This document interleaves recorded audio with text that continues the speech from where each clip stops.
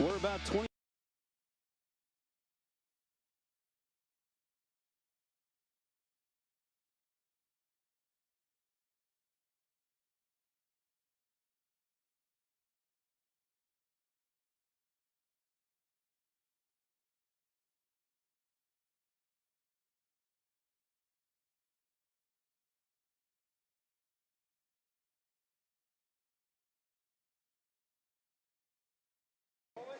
We're about 25 miles north of Atlanta, Georgia, at the East Cobb Baseball Complex, where the championship hardware is on the line next.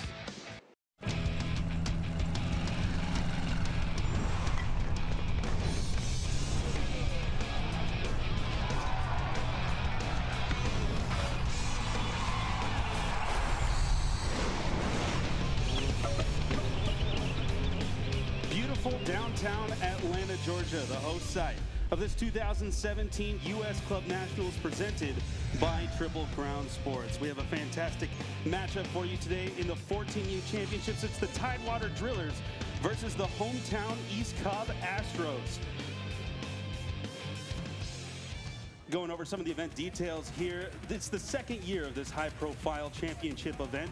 Exclusive invite only. Only the top clubs of the nation get in. Teams compete for age group titles, and the final standings count for the overall organizational national champion. Hello again, my name is Thomas Hoffman. I'm with Tournament Director Joe Santilli. And Joe, this is a fantastic event. What a great opportunity for these teams. Yeah, this actually started with 60 teams from all over the country coming in here to compete for the organizational championship. What's different about this event is the 9 through 14-year-olds are competing in each age division, and they're competing for one organization championship. So we're really excited to get going here with the 14U championship game. All right, well, let's go over some of the lineups here today. First, for the Tidewater Drillers out of Virginia Beach, starting in that first slot will be the catcher, Ethan Anderson, followed by Kyle Edwards, Quinn Allen at third base, and Johnny Wall, followed by Cameron Belter in center field out there. Avery Byram at first base will be Brandon Parks. Pitching today will be Ryan Shea, and the extra hitter out there, Jack Spates.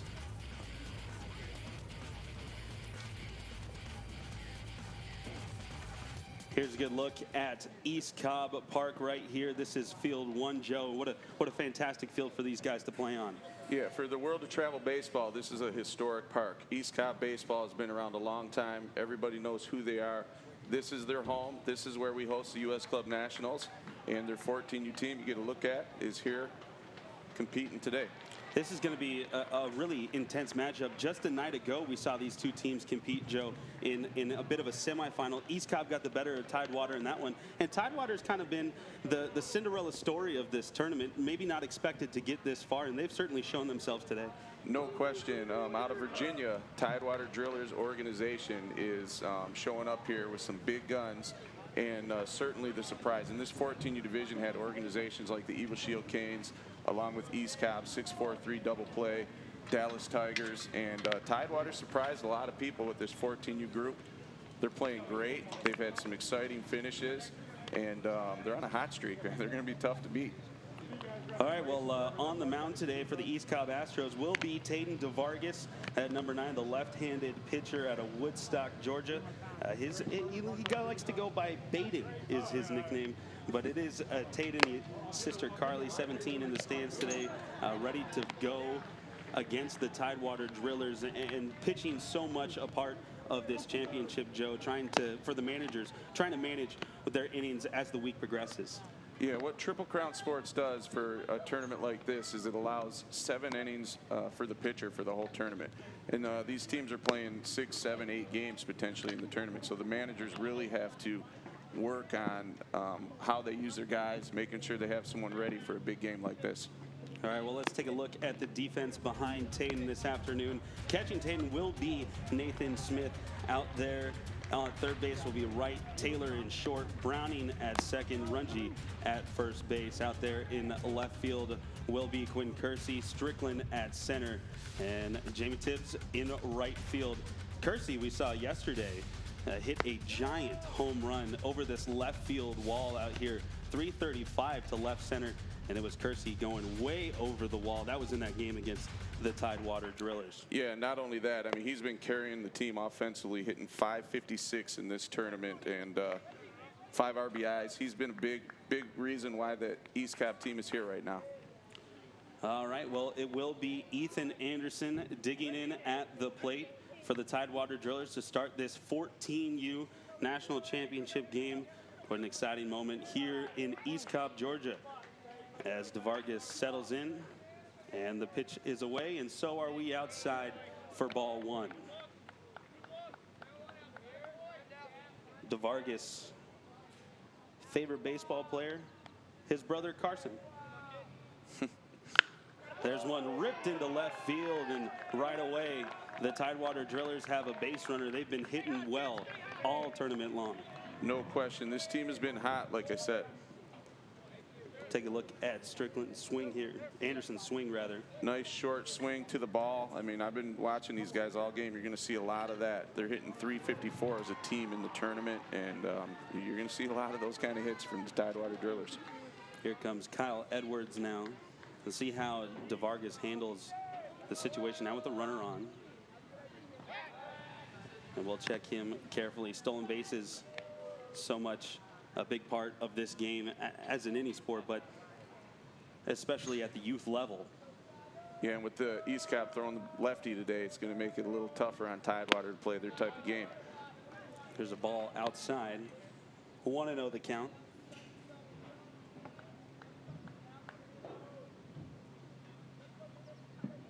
Favorite baseball memory for Kyle Edwards as he rips one up the middle for another base hit. Playing in the Omaha Slumpbuster, another great Triple Crown. Oh, that's a good one. The Omaha Slumpbuster is a 500 teamer that goes on and out there. Oh, good shot. Another great picture there of Kyle Edwards just ripping through that one. Yeah, really got his hands on top of it. Right to the ball. These guys can hit. So here comes Quinn Allen. We're now with a runner in scoring position, and right away head coach Tommy DiMartini and his Tidewater Driller team jumping on East Cobb. See if they can convert. I don't expect a bunt in this situation here with this fella. Check swing, did he offer? Yes, says home plate umpire Todd Marler. Got Rich Phillips out there with Marler at first. Gary Maxwell umpiring second today, and Lance Blocker over at third.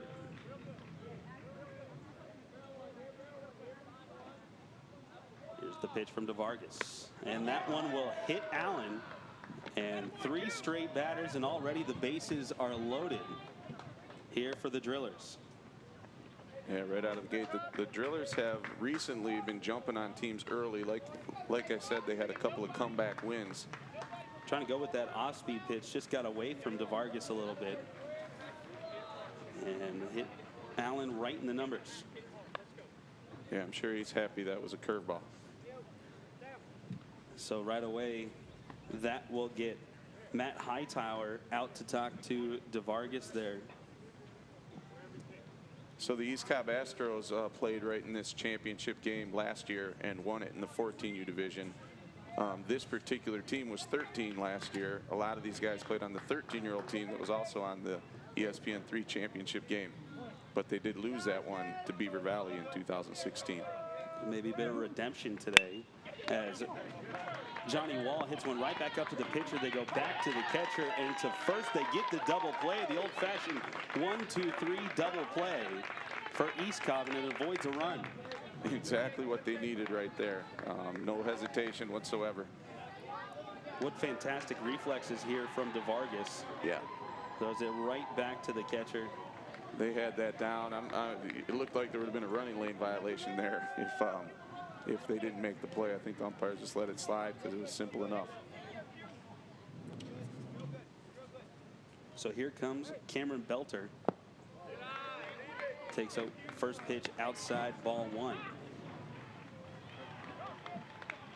Belter, they call him Seabird on the team. Mr. Vargas settles in. That one in there for a strike. Snap throw down to third. No tag.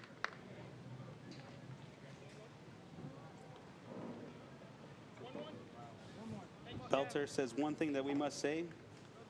He just hits, fields, and pitches really well. The ball's outside. He's only hitting 286 in the tournament here, but he's had some big hits for them. 4 RBIs coming into the game here, so he's one of the guys they probably like having up. Good stop here by the East Cobb catcher, avoiding a run, so important. Yeah, he really got his body in good position there to save a run. That one in there for strike 2, so 2-2 the count. That's confidence in your catcher as a pitcher when you can throw the ball down in the dirt like that and know he's going to keep it in front of him. DeVargas trying to get out of this early jam. Runners on second and third, 2-2. Swung on a chopped foul by Belter. You know, so many of these young players, their favorite player, someone current in the major leagues, Aaron Judge, Josh Donaldson. Cameron Belter's a big fan of Ted Williams. There's a player right there. There's the pitch from DeVargas outside, and once again, nicely blocked.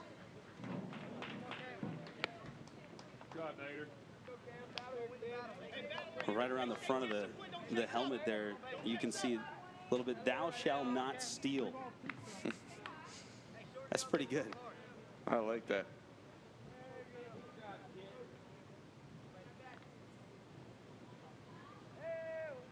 Here's the pitch, swung on and into the right field gap. That will score the first run of the ball game. Around third is Allen. He will make it home safely.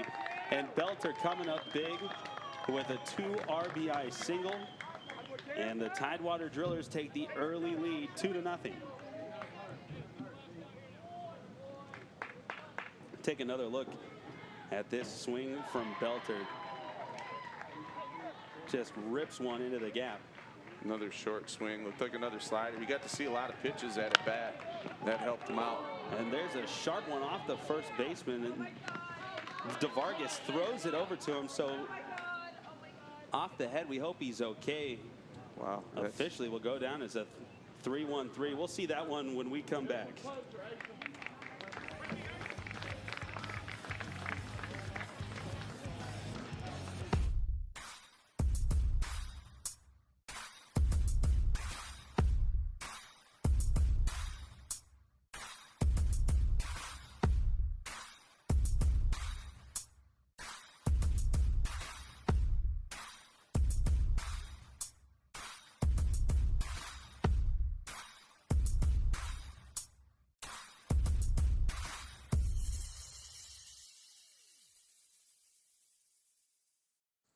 So you love your game?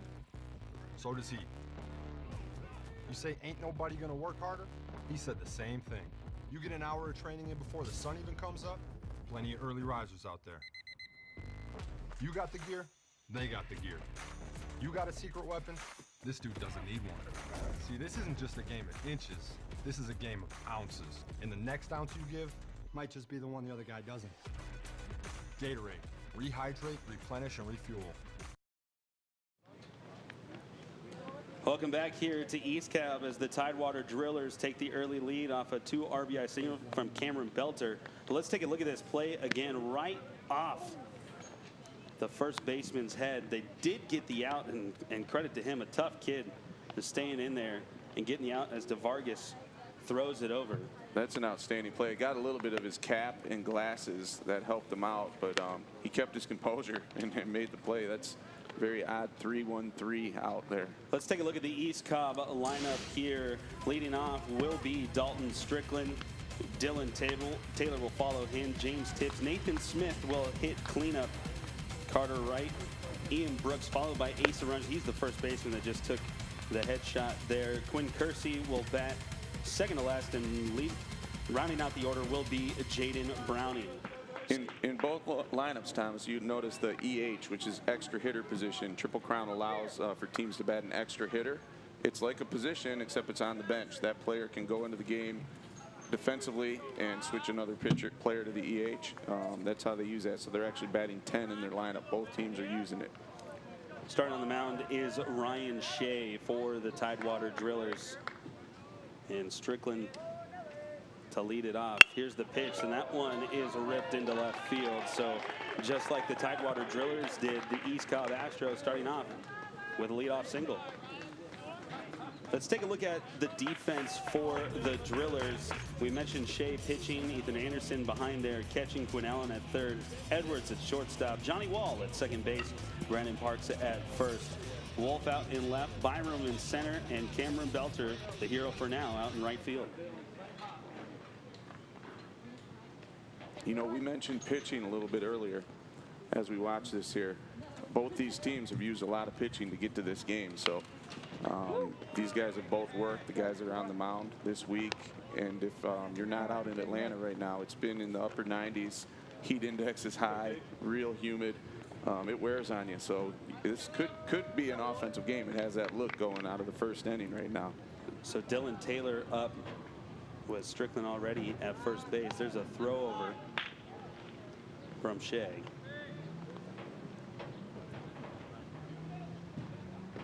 Be careful to watch the runners here. Both these teams very aggressive on the base paths this season and in this tournament. It's another throw over. Here we go, Dave. Square it up here.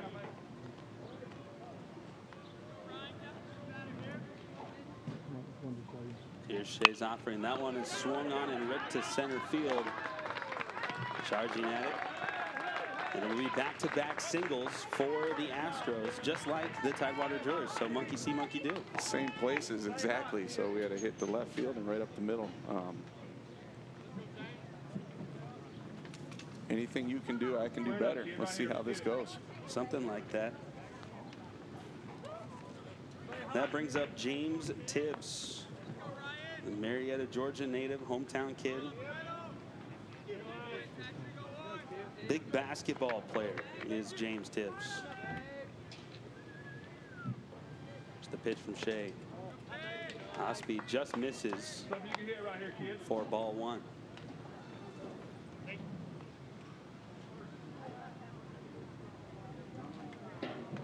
Tibbs' favorite baseball memory is winning a national championship. He's got another opportunity to do that right here. That one is swung on and lifted to left field and almost getting away from it. But East Cobb will make the tag from second. So runners at the corners now for the Astros and a chance to cut back into this Tidewater lead. That was great base running there. See, he got turned around. Typically a fly ball to left field there, you're not going to be able to advance to third base. And he read it well, got back to the bag, didn't go halfway, tagged up, and when he saw the left fielder catch it off balance, was able to take third base. Let's see if that pays off. A great job by Sam Wolf out there in left field.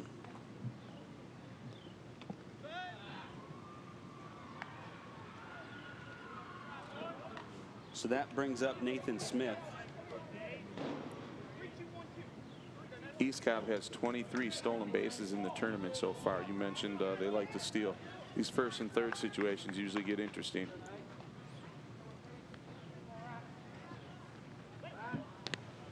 Throw over to first. Checking on those runners. Certainly a chess match now for Matt Hightower and his squad, and to work their way back. Smith swings on one that is popped into foul territory, and running over there is Brandon Parks. Unable to make the catch, but a good effort there from Parks.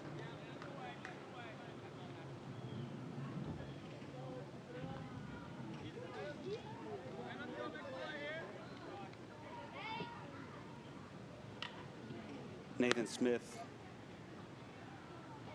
his claim to fame, a walk-off home run to win a big tournament. Now in another big position, as Tommy DiMartini doesn't like what he sees from Shea, goes out to talk to the mound. So early in the game, Joe, what are these conversations about, you as a coach? I'm guessing, you know, he's just talking about the situation. They got 2 runs, so the runner on third doesn't tie the game. You know, it's a 1st and 3rd situation, so he probably just wants to make sure early in the game that everyone's on the same page. They got the tying run on first base. Likely want to keep them there and keep that double play intact right now.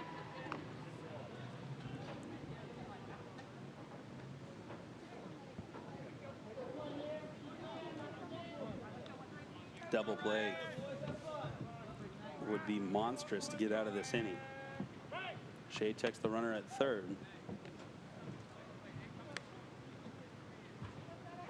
And maybe get a unique opportunity to see that kind of 3rd to 1st pickoff move that. Yeah, National Federation High School rules allow the fake to 3rd in a situation like this, which Major League Baseball does not. So the runner's got to check up a little more. Can't quite leave right when the pitcher lifts his front foot. That one fouled back. 0-2 the count now on Smith. Here with 1 out in the bottom of the 1st. Shea checks the runner at 3rd, throws back to 1st. Shea's got a pretty good pickoff move there. Yeah, nice quick feet, nice and short. And he actually looked like he was trying to let the runner pick himself off. Just hit the first base right in the chest. Runner goes. Strike will be called. Anderson does not throw down to 2nd. Yeah, it looked like he may have had a little trouble getting the ball out of his glove. I think they were, you know, just looking at the way the second baseman's coming over, they were going to go after him, try to stop that tying run. So a big off-speed pitch there, and he got it out pretty quick, but he didn't think he had a shot. Elected to hold it. So that brings up right now with 2 outs and first base open. First pitch down in the dirt for ball 1. I do not like those throwbacks from the knees from the catcher, especially with runners on 3rd base. Something I get on catchers about all the time.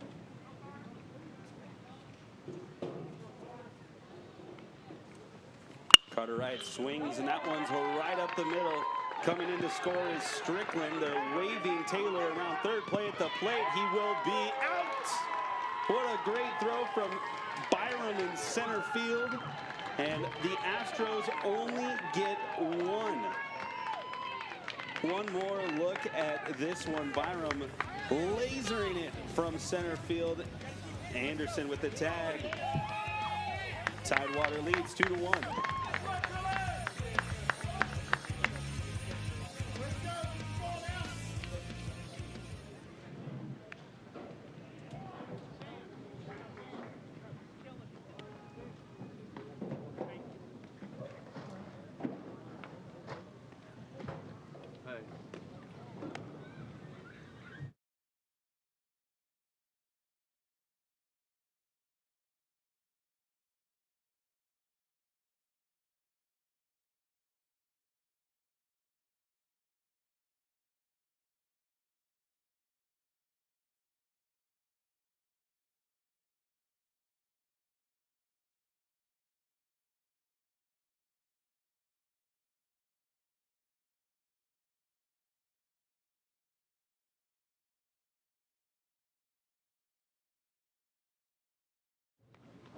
Game. I had DJ.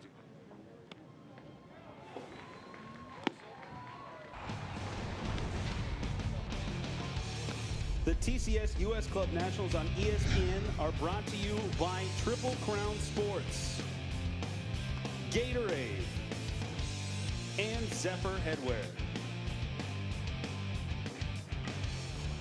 Let's take one more look at that fantastic play on the plate. Byram lasering it to Anderson, catching, and Taylor out by a couple of feet.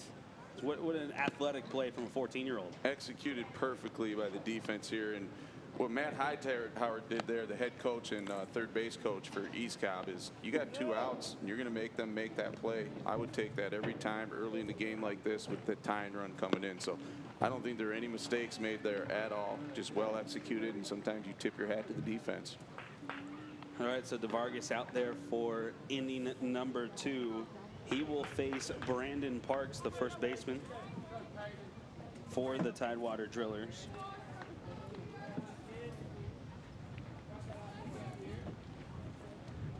Brandon Parks out of Hampton, Virginia.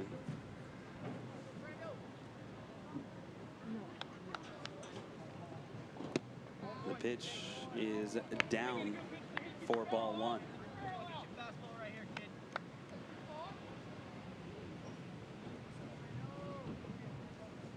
Favorite subject in school, lunch, as Park turns one over to the second baseman, Browning, and over to first for out number one. I like that. I like lunch too. These guys, that, you know, when they fill out these information forms that we get on them, the older the kids get, the more they like to put things in that are funny. So pretty humorous, some of the things they write down.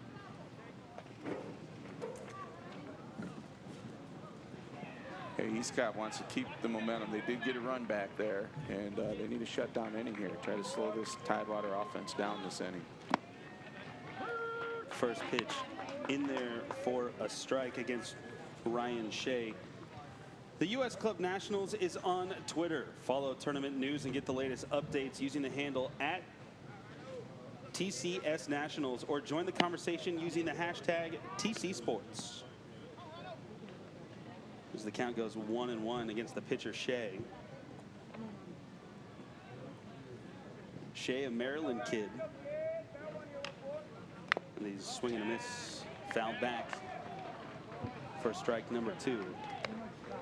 These club teams kind of combine a lot of kids from the area and some outside the area.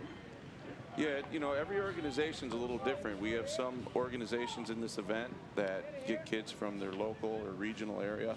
A team like East Cobb recruits really from all over the country, so they're an organization that is well known. Tidewater Drillers, you know, most of their guys are typically Virginia Beach area, but you know, they get some from without. Ball in the dirt, and the count goes 2-2 on Shea.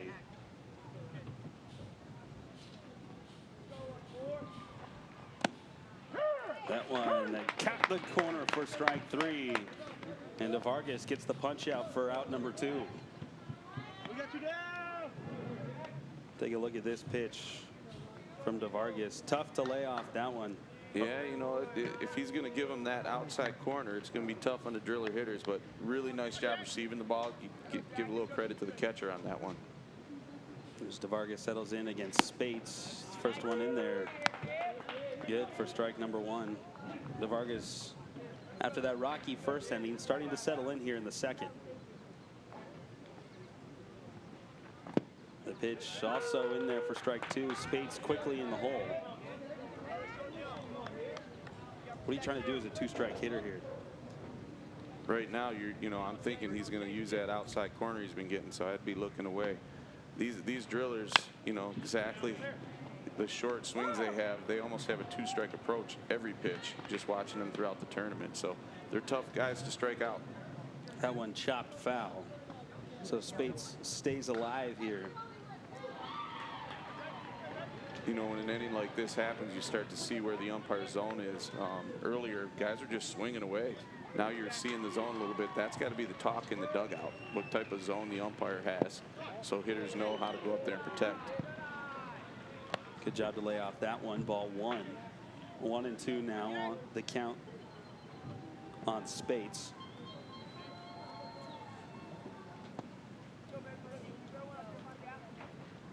There's the pitch. That one chopped to second. Browning over to grab it. Throws to Lundy at first to get the out, and that one was quick for DeVargas.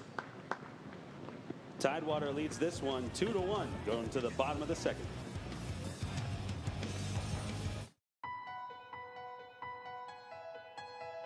The Triple Crown tournament has invited a lot of the best travel teams in the country, and the competition was fantastic. The weather was perfect, so we couldn't be more happy to play here.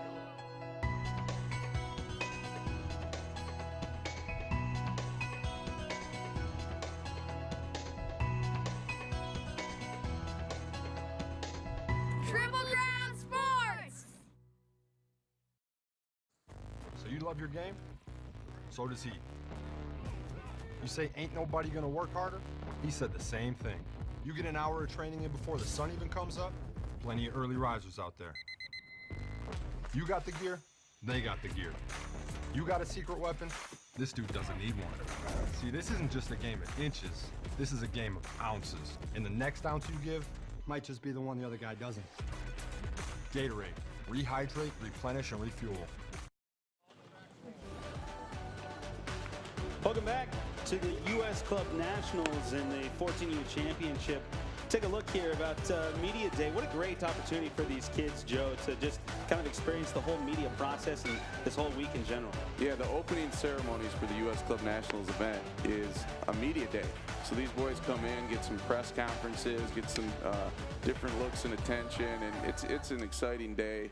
It's great seeing the smiles on their faces. It's really good, you know, especially opening up the tournament. Everybody has a shot to win at that point, so they're all in a great mood. What a special event this is out here in East Cobb, just 25 miles north of downtown Atlanta, Georgia, as Ian Brooks digs in against Ryan Shea. DeVargas had a quick inning. I'm sure Shea will look to do the same as he gets first pitch swinging. Fires it over to Parks at first for out number 1. Those are your favorite kind of outs, Joe, just the single one pitch. Yes, and I was talking about this maybe being an offensive game, and maybe these pitchers out there heard me, took exception to that, so they came out looking a lot sharper next inning. Maybe some nerves, you know. Not every day you play on ESPN3. So Asa Runji will step in as Shea pipes one down the middle for strike number 1. Nice work back there. Nice work. Right back up the middle right here, kid.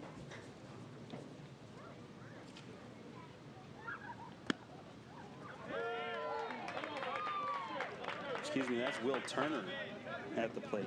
There's that same corner that the East Cobb pitcher was getting, so. So quickly 0-2. Here's the pitch. That one swung on into left field. Wolf under it once again. Puts the squeeze on it for out number 2. He looked a lot more comfortable on that play. I think he read the ball pretty well off of Turner's bat.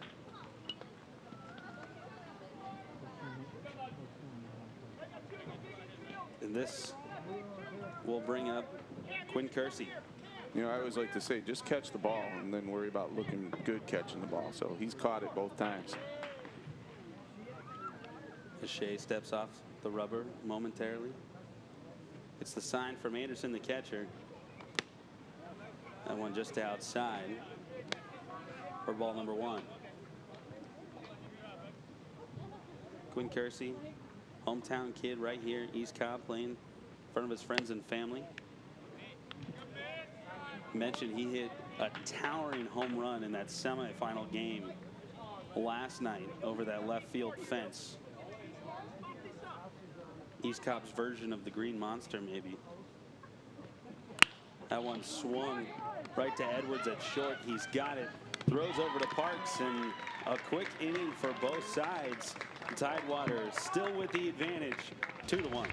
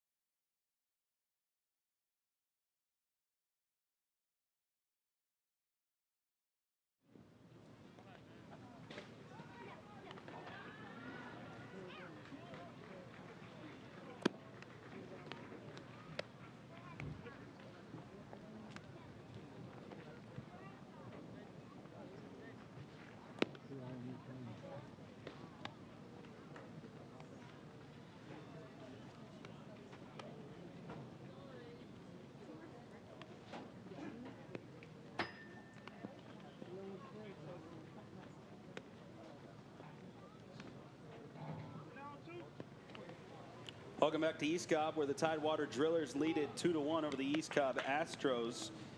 For athletes who move the game forward, we're creating the fuel to get you there. Tested in the lab, proven on the field. Gatorade Thirst Quencher, the proven sports fuel. So a quick inning here, Joe, for both sides. Good for these pitchers who don't want to be out there in the Georgia heat too long. Yeah, good for the whole defense to get right back in the dugouts. And not that the dugouts are air conditioned here, but you're in the shade. You can sit down and get to your water. All right, so DeVargas back on the mound. He will face Sam Wolf to lead off this top of the 3rd inning. Wolf, the left fielder, seen him make a couple of nice plays.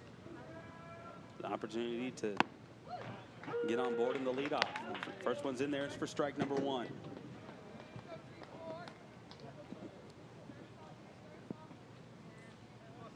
Wolf, 2 brothers, Tom and Jack, as he hits one to Browning at second. Fires it over to Tibbs at first. And quickly 1 away here in the top of the 3rd.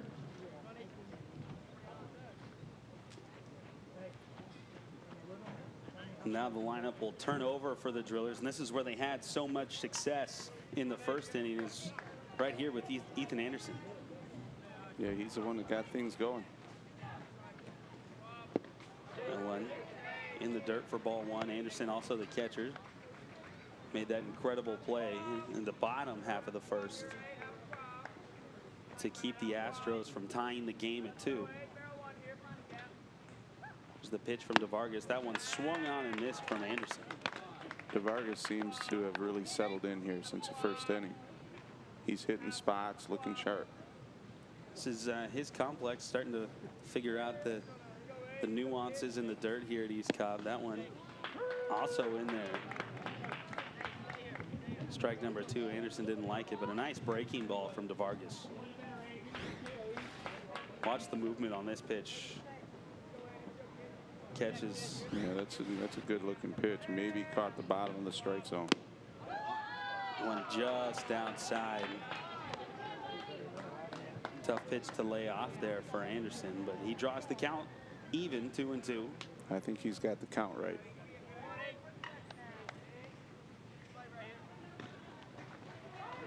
That one swung on, no foul. Stays alive, does Anderson.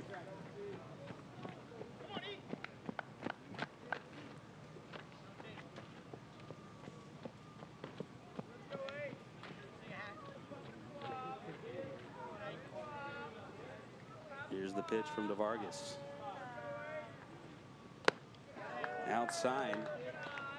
And all of a sudden, Anderson has drawn the count full. You'll see this through the lineup for Tidewater Drillers. They have good at bats. They're tough outs all the way through. Here's the pitch. That one chopped towards third and right toward head coach Tommy DiMartini. Come on, Tommy, you got to make that play. Tommy is a sergeant in the police force out in Virginia Beach. Also the high school baseball coach at Ocean Lakes High School. Well, he's done a heck of a job getting this team ready to go here for the U.S. Club Nationals. Wouldn't have been a team many picked to be in this championship game, and they've really from the first day everyone was talking about them being someone to watch. So that pitch outside, and the leadoff hitter, or your number 1 hitter rather, does his job, gets on base. That's what you want out of a guy like Ethan Anderson batting number 1 in your lineup. Absolutely, and he's been doing it all tournament. So he, as the catcher, he will get courtesy runner. His on-base percentage, .630 for the tournament, which is outstanding. So he's been getting things rolling. First pitch to Edwards, swung on and fouled back, out of play.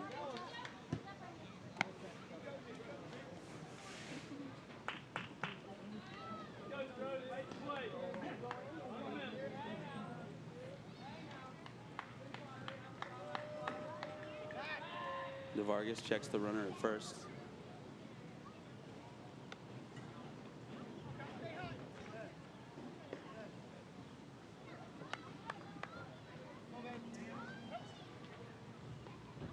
Here's the pitch.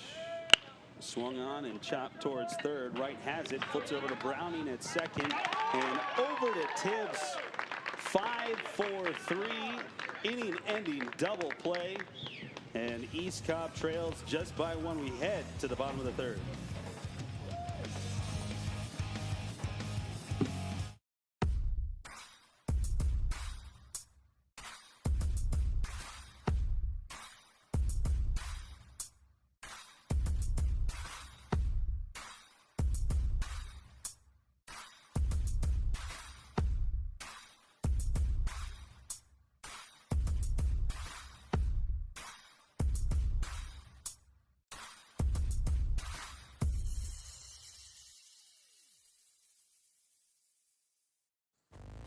love your game? So does he. You say ain't nobody gonna work harder? He said the same thing. You get an hour of training in before the sun even comes up? Plenty of early risers out there. You got the gear, they got the gear. You got a secret weapon, this dude doesn't need one. See, this isn't just a game of inches, this is a game of ounces. And the next ounce you give might just be the one the other guy doesn't. Gatorade, rehydrate, replenish, and refuel. Welcome back to Georgia, where the Tidewater Drillers lead here in the bottom of the third, 2-1 over the hometown East Cobb Astros. Beautiful look at downtown Atlanta right there. Not too far from where the closing ceremonies will be at SunTrust Park. Yeah, SunTrust Park moved out to Cobb County now as they moved the Braves out of the city.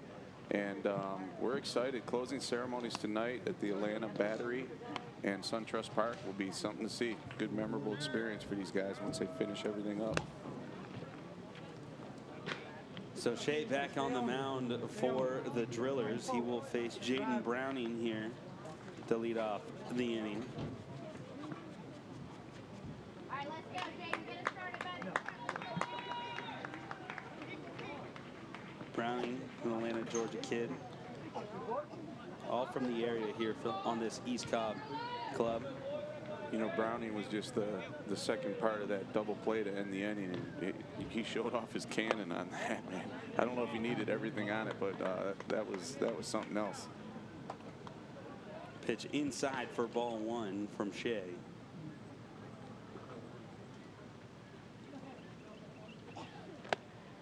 That one taken for strike number one, count even 1-1. Browning says, what's something cool, unique, or strange about you? Everything. Everything is cool, unique, and strange about Jaden Browning. Something to drive right here. He looks very normal to me, so, but cool. 2-1 on Browning. That one swung on and hit towards second, fumbled a bit, and it will be in to the dugout. Yeah, once he bobbled that, he had no shot. Kyle Edwards over there trying to save the air, but Browning hustling up the line. Edwards just took his eye off it a bit. Yeah, he was one step away from getting the good hop. He let up on it a little too early there. Just didn't attack the ball like he should have. The leadoff man gets aboard, and that brings up the pitcher, Dayton DeVargas. Fire over to first. A bit of a close play there. And talked about the pickoff move from Shea.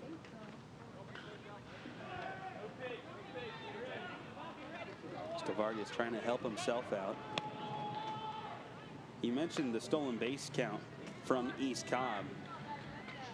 Already have one in this game. Yeah, with that one, that put him up to 24 in the tournament.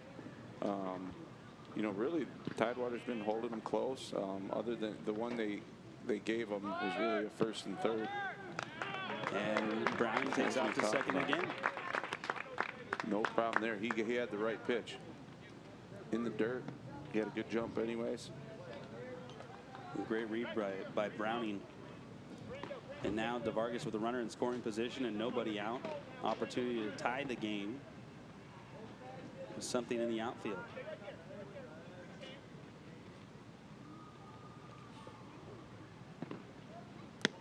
That one taken inside.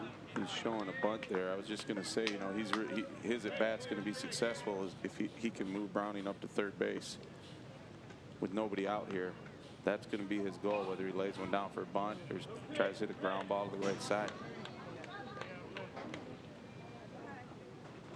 Shea checks the runner. That bunt is laid down. They'll let him go over to third. The throw will be wide. So DeVargas, a little double whammy there, gets the runner moved to third and finds first base himself.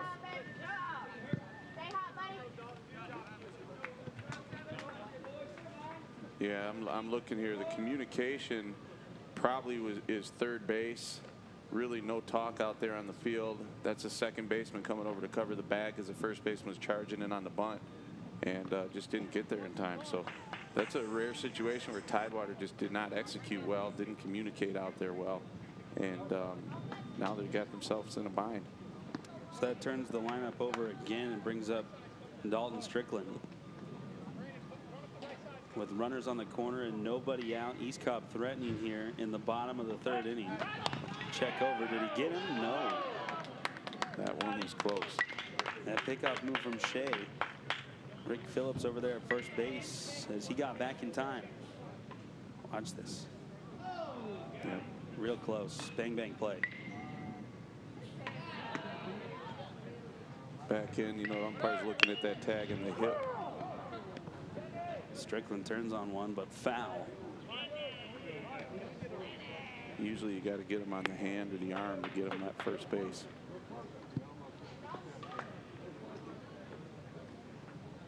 Strickland led that first inning off with a hit, came around to score before Byron pegged down Taylor.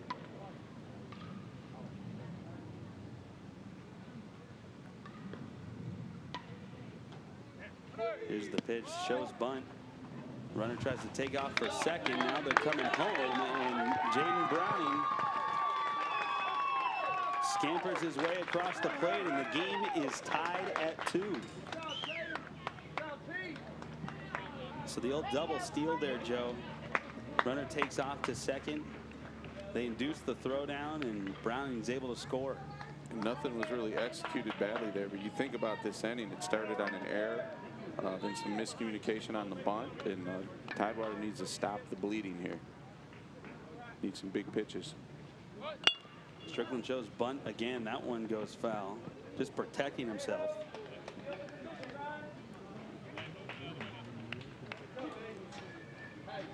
Look. Ball up and inside. Does a good job. That's kind of dangerous. What you'd love to see a hitter do is just turn his back to that, get the bat out of the way, take the base. Here's Shea. That one swung on and lifted deep into left field. Wolf is back. That one will be fair as Wolf picks it up. Around third comes to Vargas, and he will score easily. An RBI double from Dalton Strickland. And all of a sudden, East Cobb has gone from down 1 to up 1. Another look at this swing from Strickland, just turns on it. And if we were playing in another state, a little less humidity, that one might have been out. He went back to back on the curveball there. Last one was way up and in on the bunt. He hung that one, maybe thinking he was still going to try to lay a bunt down. So Tommy DeMartini out to talk to Shea, and they will make a pitching change.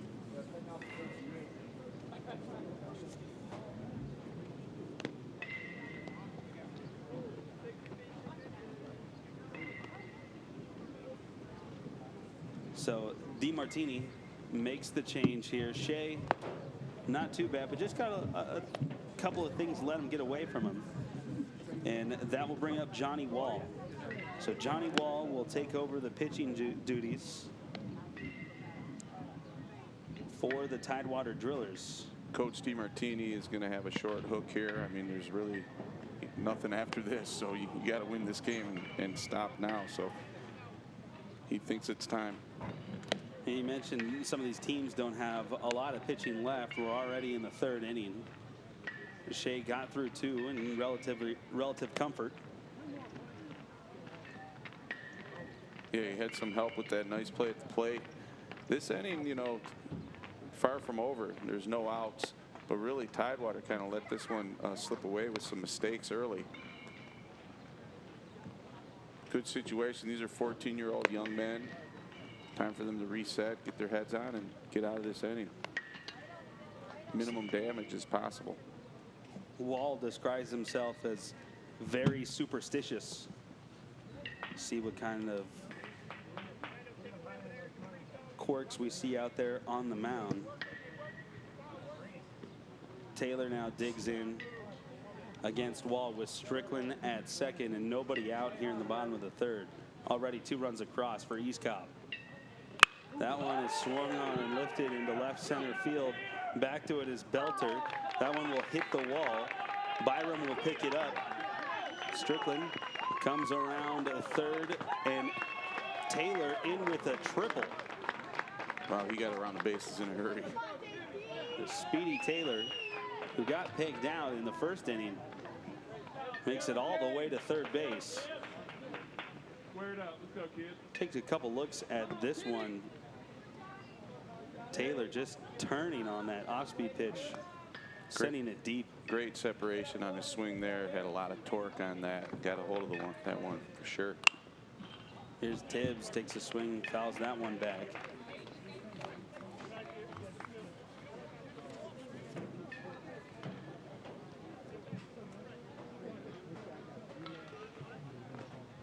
It's only the third inning here. It looks like Coach DeMartini has the middle back, so he's going to concede a run if they can get a ground ball. Trying to find it out at some level here as the count quickly to 0-2 on Tibbs. Tibbs, when he grows up, either wants to be a baseball player or a lawyer. Maybe he can be both.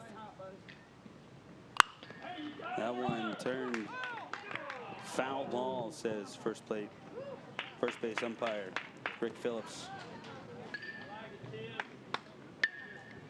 I'll take his word for it. That's the one area from up here in the press box at East Cobb that we can't see too well over there down the first baseline. Tibbs settles back in against Wall. East Cobb plating 3 runs already. Still nobody out here in the bottom of the third. That one swung high into left center field. That one's going to hit the gap, and it will fall. We'll bring Taylor in, and going for 3. Allen can't quite pick it up. Back-to-back triples from East Cobb, and the score is 5-2. James Tibbs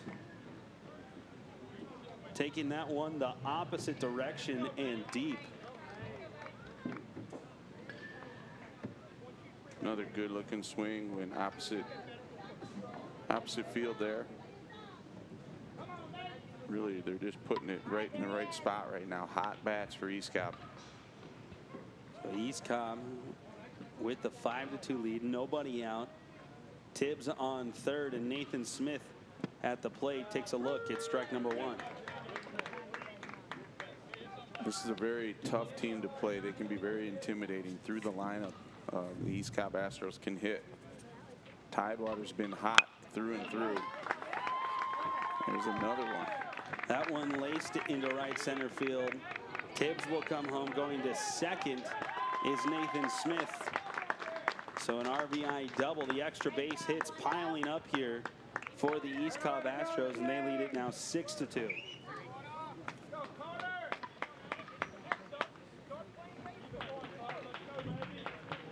The great focus. You know, that's 2 batters in a row just letting the ball travel with the runner at third base, no outs, really trying to hit the ball hard, stay up the middle with it to get the run in, and both guys, you know, got even more than the run in. So here's Carter Wright as Johnny Wall trying to find the first out for the Tidewater Drillers. Wright already 1 for 1 with a single and an RBI today. That one is laced into left field. And Wright with a single. Runners on the corner, nobody watching. Wright taking a big turn at first. Thought about to, but thought better. It's a 5th. So Carter Wright trying to catch the Tidewater Drillers sleeping. Puts the brakes on in a hurry. Yeah, this is where you look for some leaders to step up. Tidewater's not out of this game with their hot bats, but this innings, you know, that's the 5th hit in a row, a bunch of them extra base hits. The inning started on 2 errors. They're getting a little lethargic. East Cobb looking at taking extra bases right out of the box. Cameron Neal will replace the runner at third as Ian Brooks steps to the plate against Johnny Wall, and right away. Wright steals second. Here we go, kid. So Wright at second, Neal at third. Nobody out here in the bottom of the third. Pitch is in the dirt for ball number 2.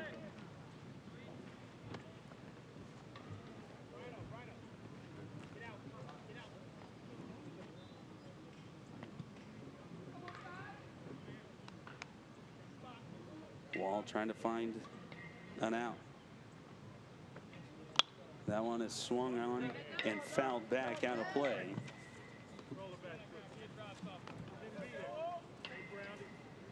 He knows he missed a good pitch there.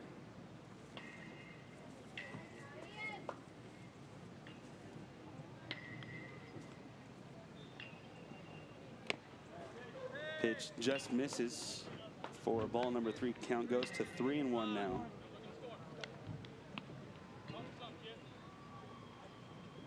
Ian Brooks's hobbies include bear hunting and trout fishing.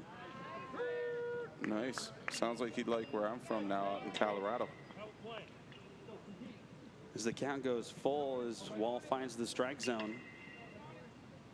3-2 now. Here's the payoff pitch. Swung on and into right. That will score at least nil. Rounding second comes Wright, and the ball gets away from him in right field as Brooks will head all the way to third. Another triple and 2 more runs for East Cobb. They got him at third, actually. He just misplayed that, but recovered well. Got it into the cutoff, and they were able to make a play, at least getting out.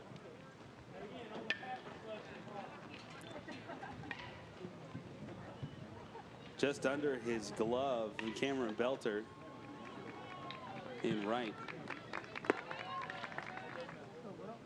Really nice relay. As Will Turner digs in. Peg Brooks out. So out number 1 here. 2 runs did score, 8-2 as Turner gets that one into center field. Another single here for East Cobb. Wow, this is just a hit parade going on. 7 straight hits. That brings up Quinn Kersey. You know, when you think back to the very first inning, top of the first inning, Tidewater had the bases loaded with nobody out to start the game, and they got the 1-2-3 double play back to the pitcher. As Turner scampers over to second, another stolen base for East Cobb. They're keeping the pressure on. East Cobb is going right after this, trying to keep them down.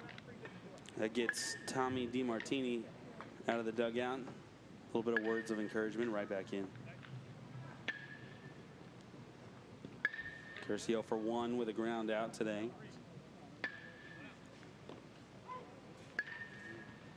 Turner standing on second, 1 out here in this long bottom of the third.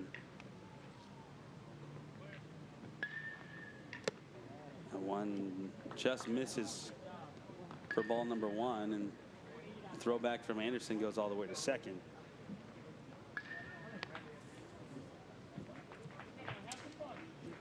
That's it. Throwback from his knees again that I don't like too much.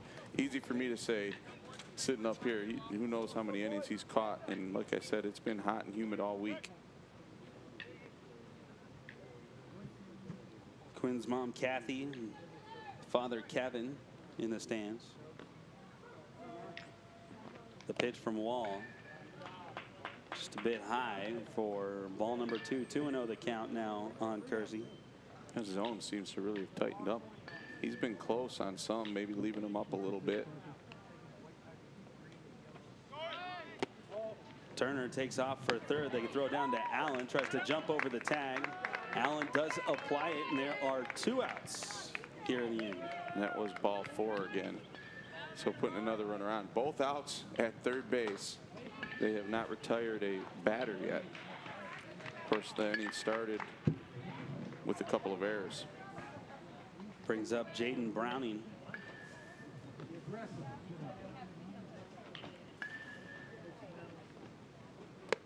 First ball outside.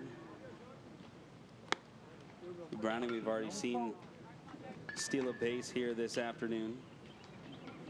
And he led off the inning here. As we've batted around. Seems like a long time ago he hit that ground ball to shortstop.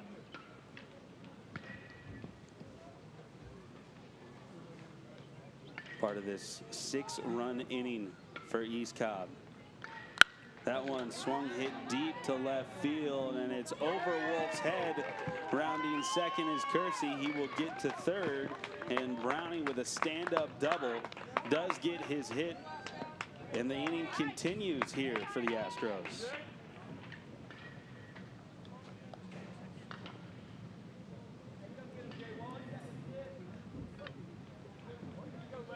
That one's right in his wheelhouse. He turns on it, that short swing.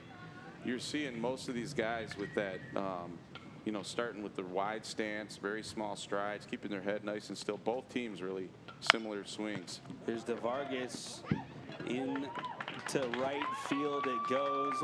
Kersey scores. Rounding third is Browning. He will score. DeVargas gets to second on the throw. 2 more runs for East Cobb. This one starting to get away from the Tidewater Drillers.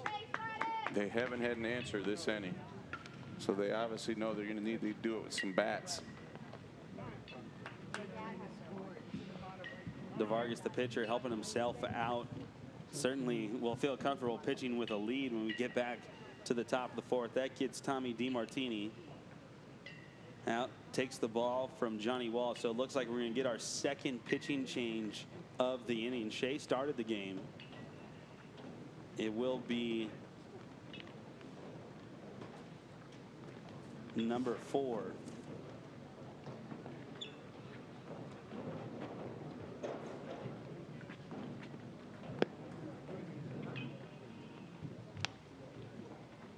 That's Cooper Nealon. Cooper Nealon will take the mound, take the duties here for Tidewater.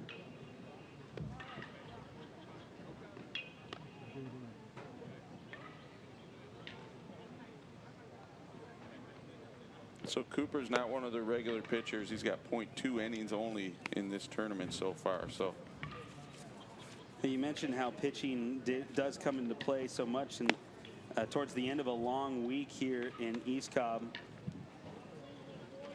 Cooper Nealon, not a normal pitcher for the Drillers, but will take the duties anyway.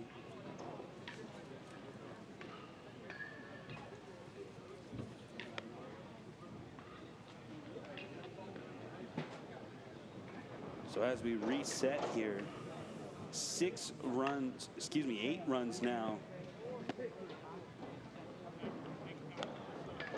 is the advantage for East Cobb, as they have scored 9 in the inning.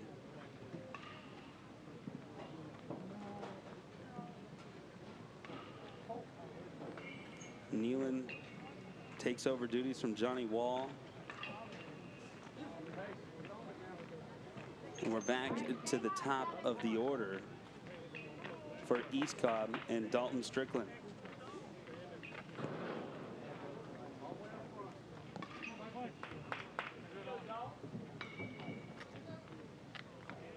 Nealon gets the sign from Anderson, the catcher.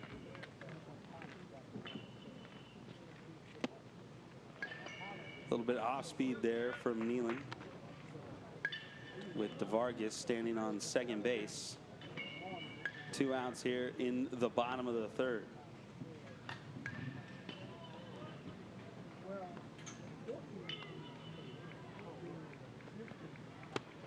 Outside for ball number 2. When Nealon grows up, he wants to be a broadcaster. So maybe we'll see Cooper Nealon up here with us pretty soon. For now, he throws it high.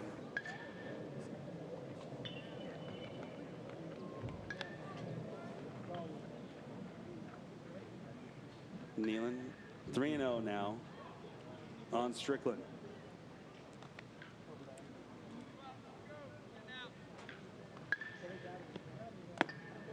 That one in there for strike number one.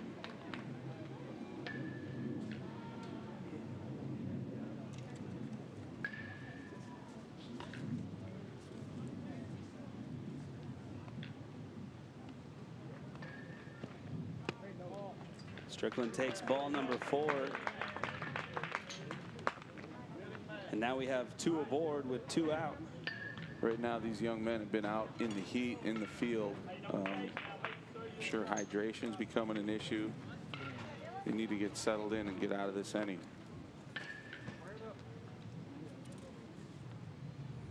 Brings up Dylan Taylor. Inside there from Nealon for ball number 1.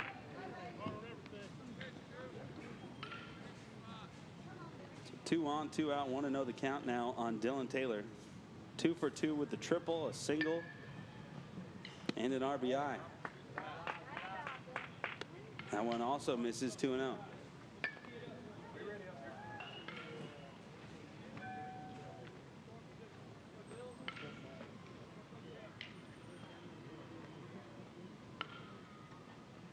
Nealon checks the runner at second. Fakes the throw over. Edwards, the shortstop, was there if he wanted it.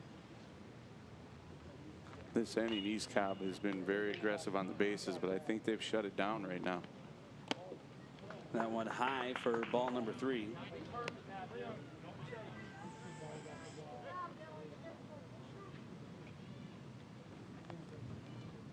Both outs recorded by the Drillers have been on the bases.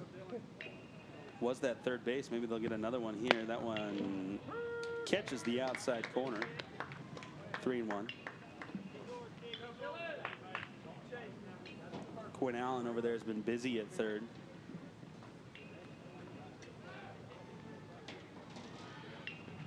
Here's the pitch. That one swung and fouled back. So the count now full.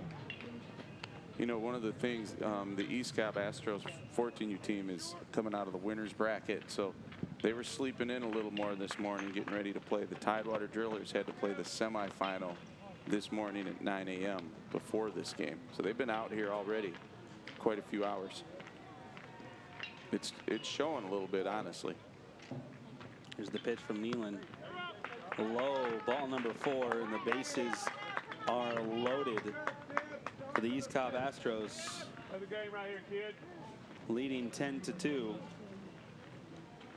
And we're going to get James Tibbs, who's already tripled in the inning. That one swung on and missed from Tibbs. Big hack there for strike number 1.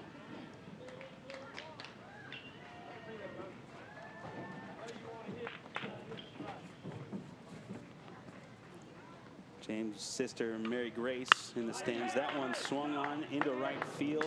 Trying to make the play is Belter. He will not. Tibbs will go to second. In to score is DeVargas. Strickland scores easily as well. Taylor to third. And it's 12-2 East Cobb. Look at Tibbs' swing there. Belter coming on, trying to make the diving play that would have ended the inning. But that allowed Tibbs to get extra bases. Yeah, you know, he's really fortunate he kept his body. It looks like it hit him in the chest or shoulder there. Otherwise, that gets by, goes all the way to the fence. And they're really off to the races. So that's going to bring up Nathan Smith again. It's good effort. That's what you're looking for right now, is to keep playing hard. That one swung on and fouled back. 1-1 now on Smith.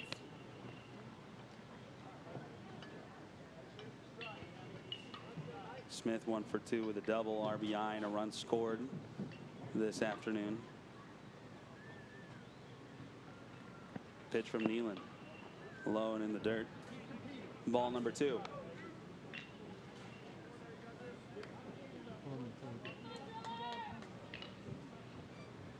And this half inning started with Tidewater leading 2-1. Score is now ballooned 12-2. 11 runs scored by the Astros. Gone around the batting order and then some. couple of mistakes to start the inning, and then it just turned into a show of bats from the East Cobb Astros. The grounder over there to second. Shake does get the final out of the inning. Bats coming alive for the East Cobb Astros. Dalton Strickland with one to the fence. Taylor gets one. More and more runs for East Cobb as they lead it at 12-2.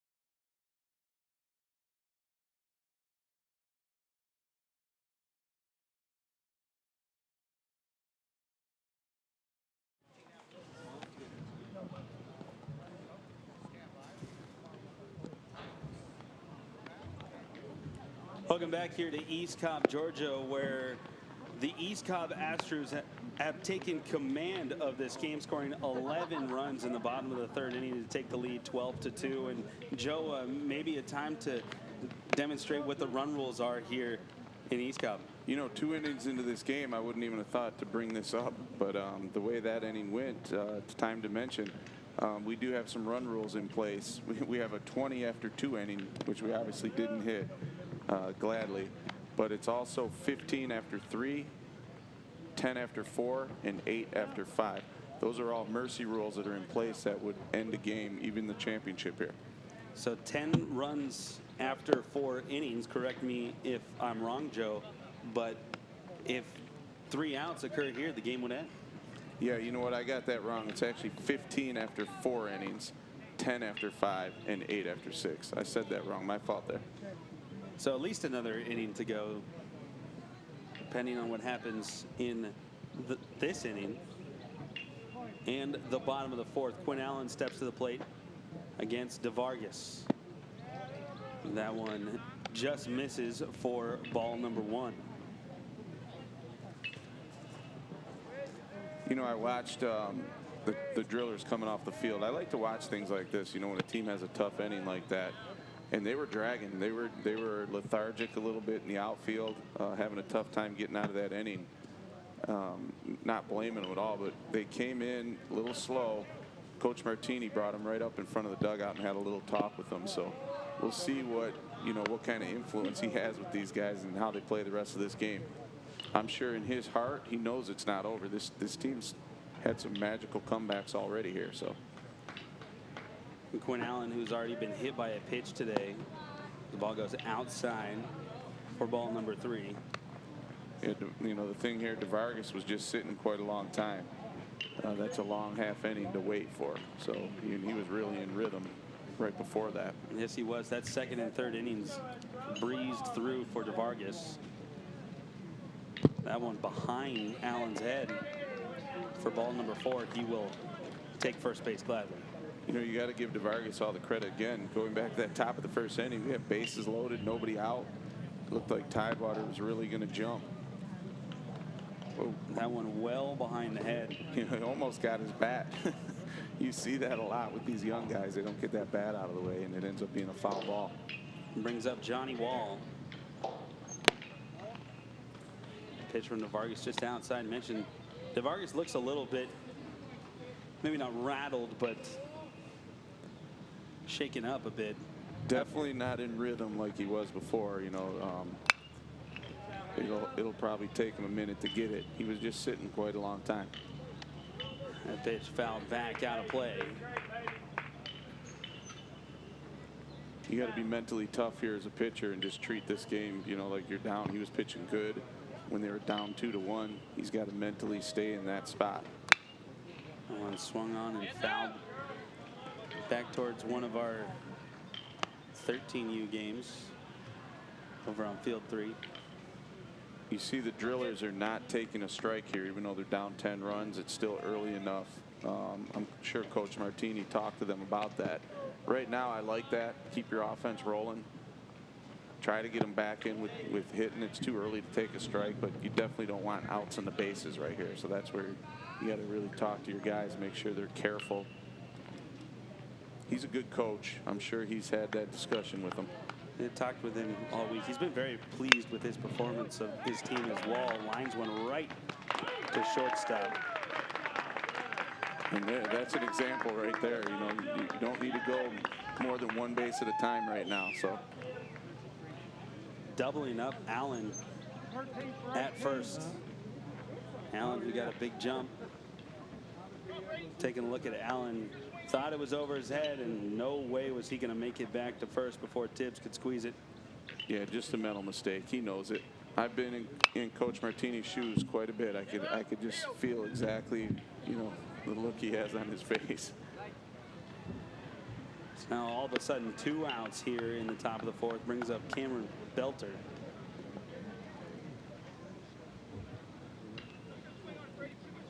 Triple Crown Sports is proud to produce the U.S. Club Nationals. Whatever your game, softball, basketball, baseball, or volleyball, treat your team right with destination locations, signature memories, and professional staff.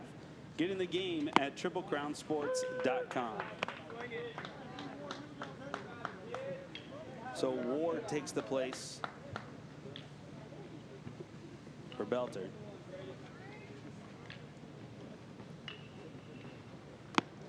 As Vargas gets him with strike 3 looking. Down go the Drillers quickly here in the top of the 4th. 12-2. East Cobb leads it.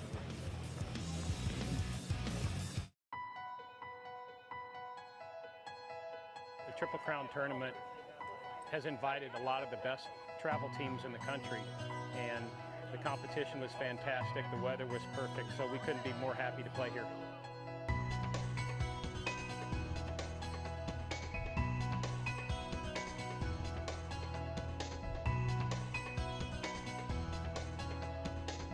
Triple Crown Sports! So you love your game? So does he. You say ain't nobody gonna work harder? He said the same thing. You get an hour of training in before the sun even comes up, plenty of early risers out there. You got the gear, they got the gear. You got a secret weapon, this dude doesn't need one. See, this isn't just a game of inches, this is a game of ounces. And the next ounce you give might just be the one the other guy doesn't. Gatorade, rehydrate, replenish, and refuel. Welcome back to Georgia, where the East Cobb Astros used a big 3rd inning to take the lead over the Tidewater Drillers. They lead it now 12-2. The hometown kids trying to win the championship on their own soil. Here's a look at the run rules, Joe. 15 runs after 4 innings, 10 after the 5th, 8 after 6th inning. Maybe we get to all 7, depending on what happens here in the next inning and a half or so. Yeah, so, you know, really East Cobb has a chance if they can put 5 runs up on the board here to end it now, and not even give Tidewater a chance to bat again. So Carter Wright steps in against Cooper Nealon. Wright, originally out of Sacramento, California, moved over here to Georgia. That one swung on and fouled, out of play, 1-1 the count.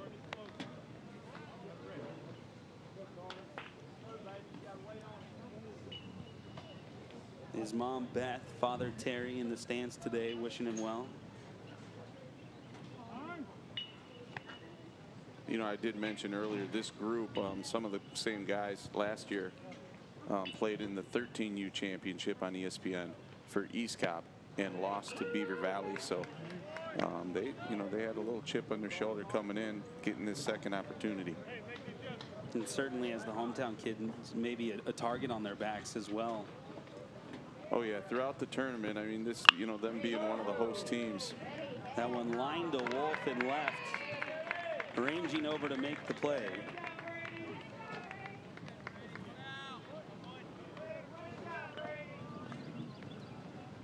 Wolf was all over that one. Right, just lacing that one. A great job by the left fielder, getting over there, extending it out to make the catch.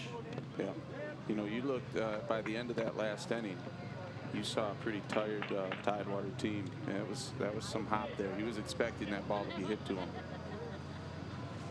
Ball goes inside on Ian Brooks and hits him, and he's down to first base. So they get the first out, but now he's caught back on the base paths, and up comes Will Turner.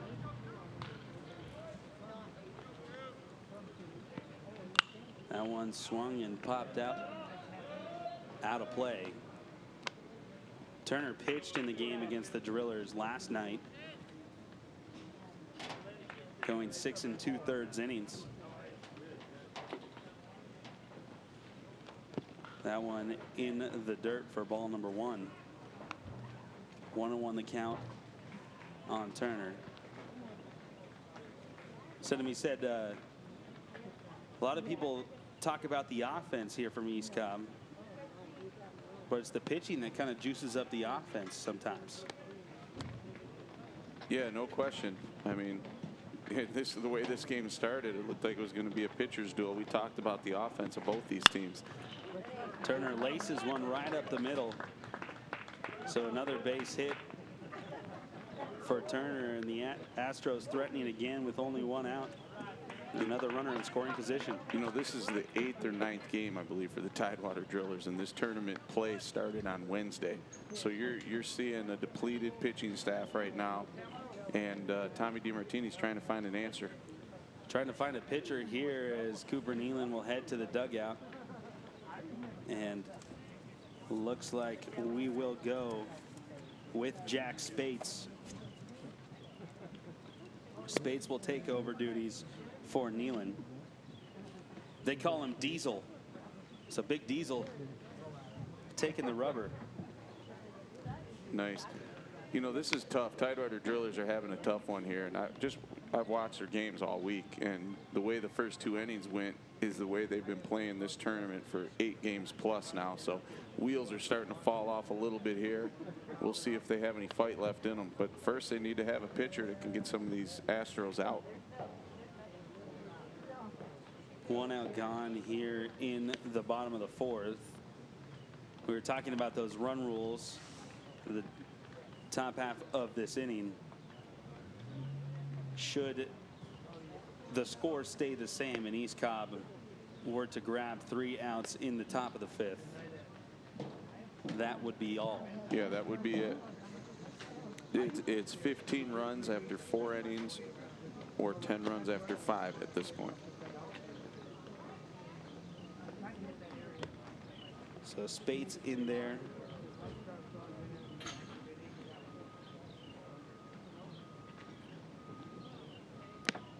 Says he broke his jaw at the beginning of the season. Says it was his coach's fault that he broke his jaw. So all glad that Jack Spates is healed and ready to go for this tournament. Yeah, I don't know what that's all about. But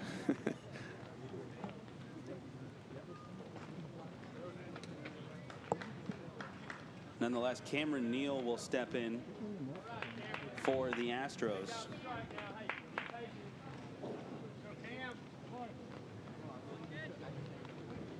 To face Jack Spates. That pitch right into the back of Cameron Neal. So quickly, East Cobb loads the bases. yeah, he's wiping his hand right away. You've seen both teams' pitchers let balls just completely get away from them. It's humid out here. You know, that sweat on the hand. It's hot. It's humid. I do not even see a rosin bag up there, so nobody's using anything to keep it dry other than just a quick wipe on the pant or jersey. Up comes Jaden Browning. Looking at Spates. That one behind Browning for ball number 1. Spades, as you mentioned, really working that hand, trying to find some grip on the baseball.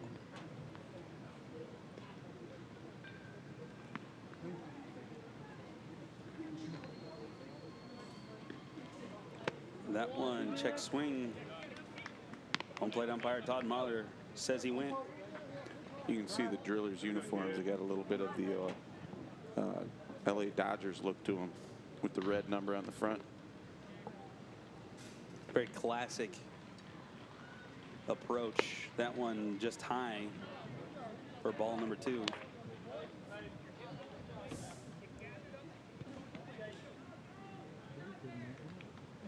Maybe not the favorite team here in Atlanta. No.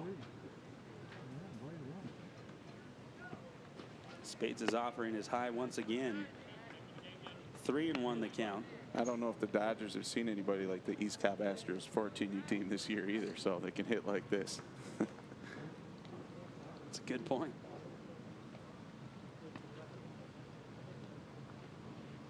That one swung on by Browning, looped into shallow center field. It will get down. Coming home to score is Brooks. So another run on the board. 13-3 now. East Cobb leads it. So you technically now have the walk-off run at the plate. This batter. Here comes the pitcher, DeVargas.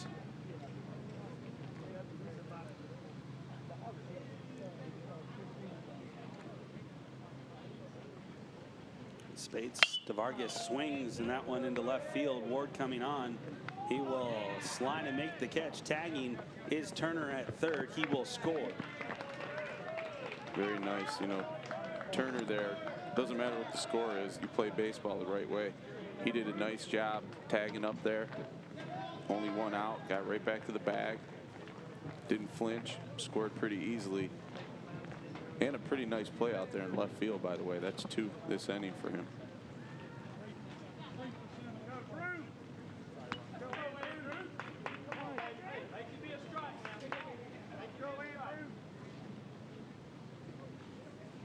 They're trying to appeal to third, but Spades overthrows Allen, and everybody's safe. Cameron Neal, Browning to second. And they just got the appeal call, actually. That So was they a get home the plate out. umpire. So they appealed to third, threw the ball away. But when they actually stepped and asked for the appeal, the home plate umpire made the call out.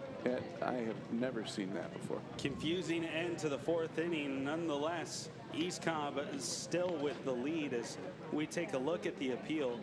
It throws over to Allen's head. Once they do step on third base here, they said that Turner left early, so Spades will step on the bag, and out is the call. You'll see Spades look to the third base umpire who has no call there. It's the home plate umpire's call. Nonetheless, East Cobb leads it.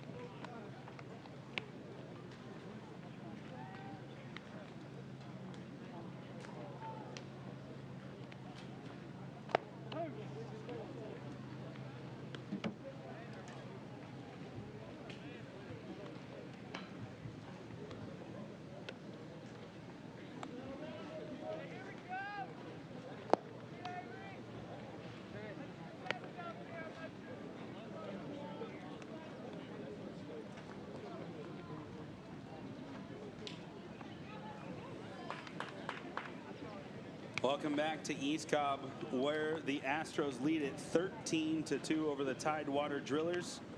Teams from more than 30 states are locking in their spots for the Triple Crown 2018 Omaha Slump Buster.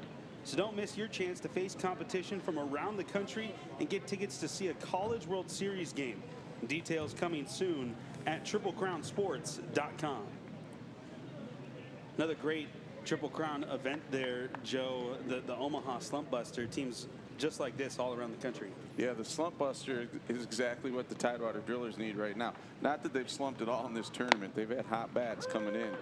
But this game, you know, outside of the first inning here, they've been struggling. So Avery Byram to the plate to face DeVargas, who has been strong since the second inning. Gave up 2 runs early,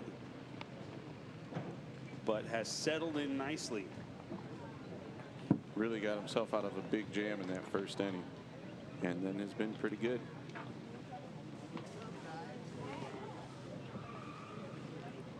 That one just outside for ball number 2. 2-1 the count now on Byram.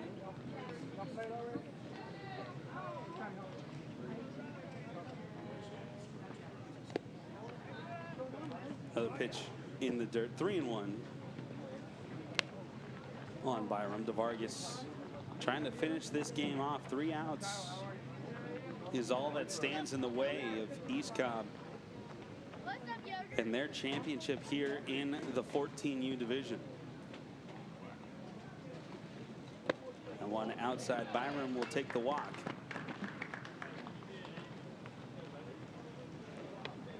So right here, Tidewater, the end of their tournament is right in front of them. They need to put 2 runs on the board to keep this game alive and continue on. If they do not score 2, the 10-run mercy rule after 5 will apply here. It's the Tidewater team that's been the kind of Cinderella story of the tournament. Pitch outside for ball 1. Come back in several games this week, including a 6-run 7th inning. Yeah, they haven't had to climb a mountain this high yet, but they did. They had a 6-run 7th inning yesterday. Climb back in, and we'll see what kind of fight they have left in them. If you're East Cobb, you want to put them away right now. Don't give them any momentum. Hightower out there talking to DeVargas. A little bit of words of encouragement. Yep. And, you know, these games right now are for a bigger picture for this organization championship here at the U.S. Club National. So East Cobb is definitely in the hunt. The Tidewater Driller teams, the other teams in the other 2 age divisions that they brought didn't do too well. They don't have a shot at the overall organization championship, but East Cobb is certainly right in the hunt, and this game will be important to them. Pitch outside. 2-1 the count. Now on Brandon Parks. East Cobb is the defending champion for the organizations for U.S. Club Nationals.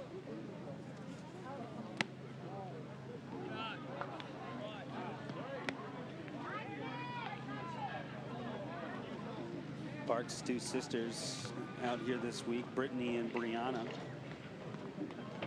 Mom Pat, father Tim.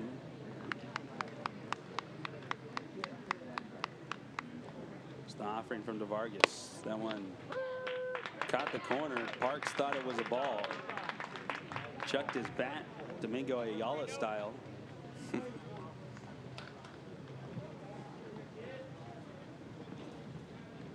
So he thought it was ball number 4. It caught the inside corner.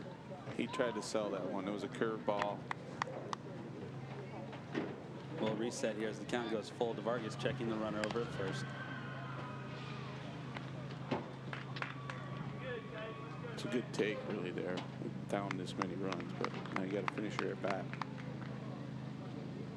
That one swung on, just foul, says Phillips.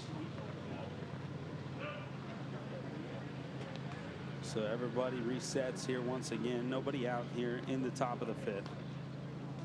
East Cobb 3 outs away. This one chopped by Parks.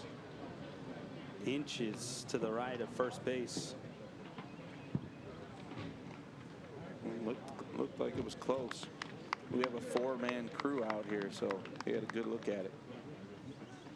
Vargas Parks swings and fouls that went out of play again.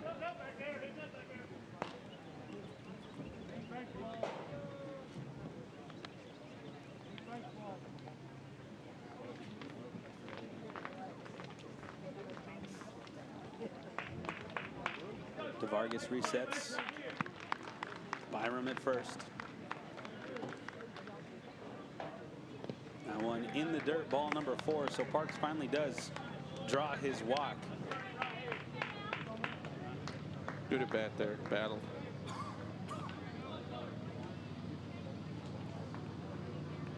And that's the game extending run on first base. Exactly. They need him to score to stay alive right now. Tidewater Drillers. So had their chances early. Now a ball gets away from Smith. Both runners advance 90 feet.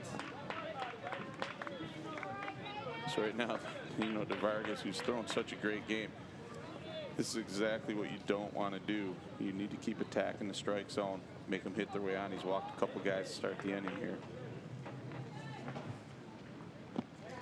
Pitch with the lead, they say. One outside again for ball number 2.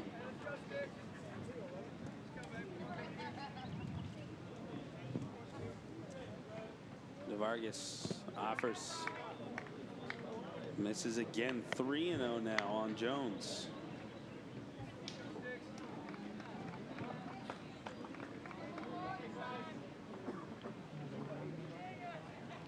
Jones digs in. Looks at ball number 4, and the bases are loaded for the Tidewater Drillers. That really wasn't too bad of a pitch. Smith, who's been really good at there, he's gotten DeVargas a couple of strikes by good receiving. He caught that one funny. He kind of turned, almost leaned over when he caught it. So didn't give him much of a chance. And that will be it for DeVargas. We'll bring out Dylan Taylor. Will be the next pitcher for East Cobb. So DeVargas unable to get through the 5th inning here. All 3 runners, his responsibility on the base paths.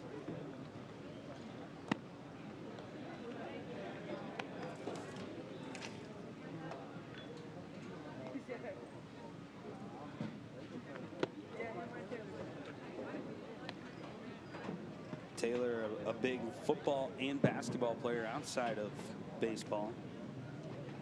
He's thrown 3 innings only so far in the tournament. Came in relief, gave up 4 hits, struck out 2. 2 earned runs in his outing.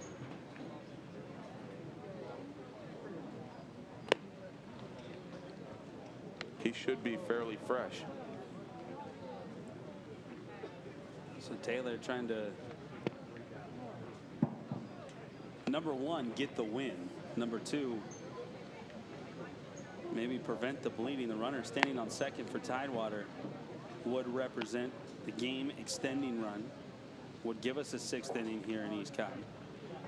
Yeah, and that is probably on neither coach's mind right now at all.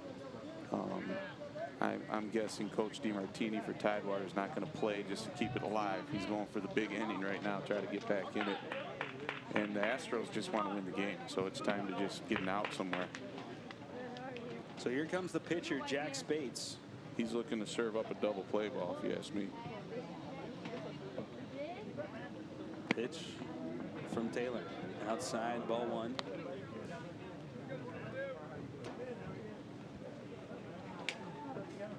Spates 0 for 1 with a ground out. 1 outside again. Throwing strikes right now is going to be what they need.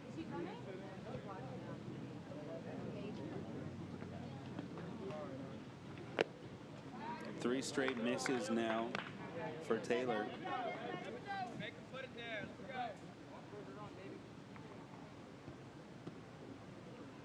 Spates settles in.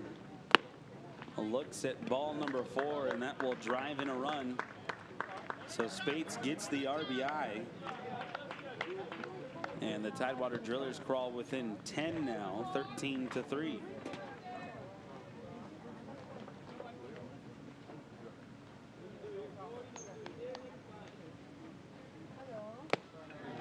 That brings up Cooper Nealon.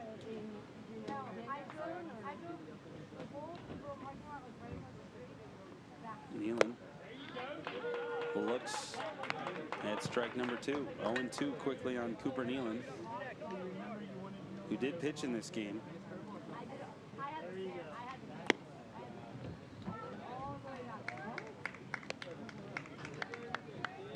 Both teams down to their last bit of pitching here. One low and outside. Count runs even, 2-2 on Nealon. Dylan Taylor trying to find the out. That one swung on, popped up to the right side. Under it is Tibbs for out number 1, a big out number 1 for East Cobb. As they get Nealon to fly out in foul territory. Yeah, they need to settle in now and keep throwing strikes. I mean, this inning really got going on 4 walks. That's the first ball put in play. Double play ball. But not only get out of the inning, but end the game. As Ethan Anderson steps to the plate. Yeah, Parks needs to score here from third base to keep this one alive for the Drillers. That one swung on to first. They throw over to second. They got one back to first. And they will stay alive. Not in time. And the Tidewater Drillers get another run across, 13-4. Bringing up Edwards. Ethan Anderson does a great job scoring the run. The inning stays alive.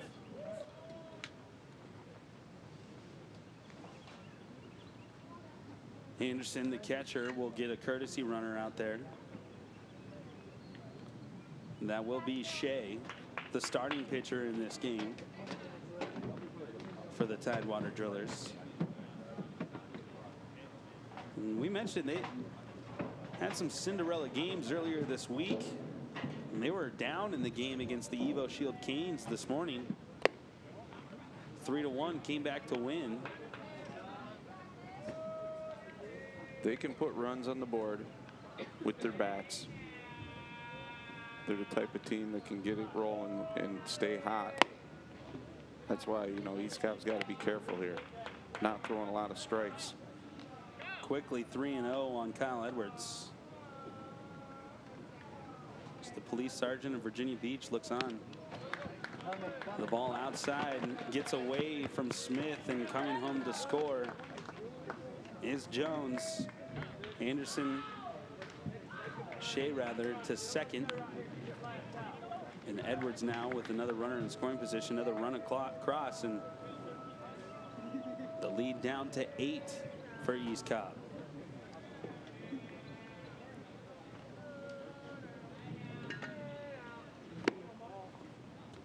Pitch outside once again. Another walk in the inning. Cannot find the strike zone right now, East Cobb. You know, when East Cobb had their big inning, it was hit parade, hit after hit after hit. I think they had 7 or 8 extra base hits that inning. That's the 5th walk here. So really, this whole inning has been sparked by the inability of the pitchers for East Cobb to throw strikes. Now Tidewater's looking for a big hit. 3 runs already in, and technically no hit for the Drillers. Here's Quinn Allen, who's been hit by a pitch and walked. Did score a run. Allen turns on one over to second. Smith has it. On it over to Tibbs, and they finally get out of the inning, but Tidewater stays alive. East Cobb leads it. Going to the bottom of the 5. 13-5, East Cobb leads it.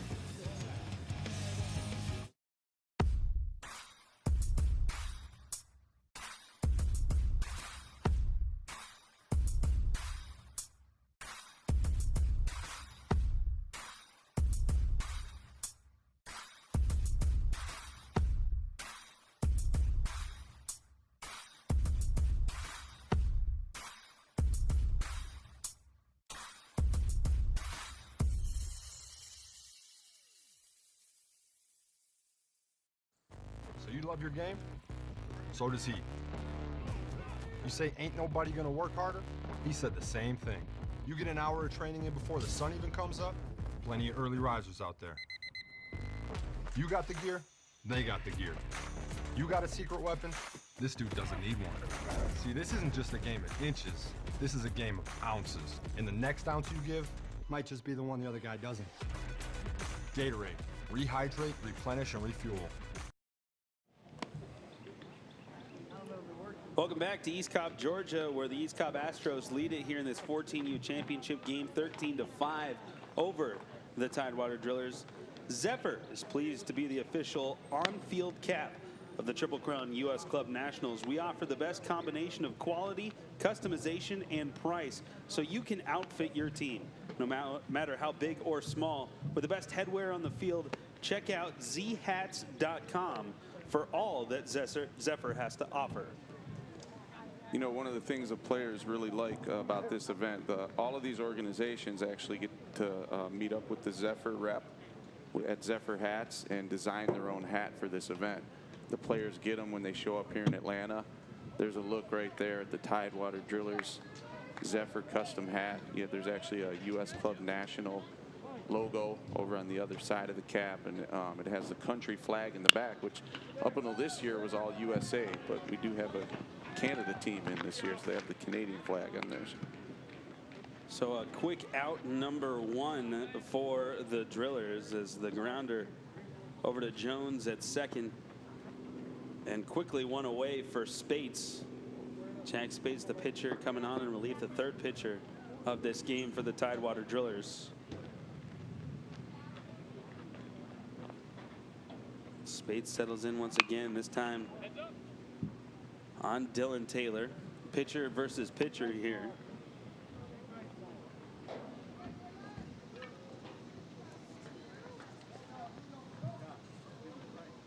Taylor 2 for 2. The triple, run scored, that ball just a bit outside for Spates. Talking about how difficult the grip has been this afternoon. It's a very hot, sticky Georgia afternoon. Yeah, and no rosin bag like we mentioned up there on the hill. Spates settles in that one high for ball number 2, 2-1 the count now on Taylor.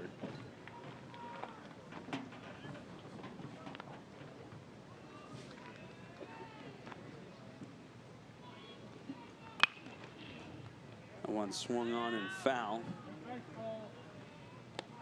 2-2 the count now on Taylor.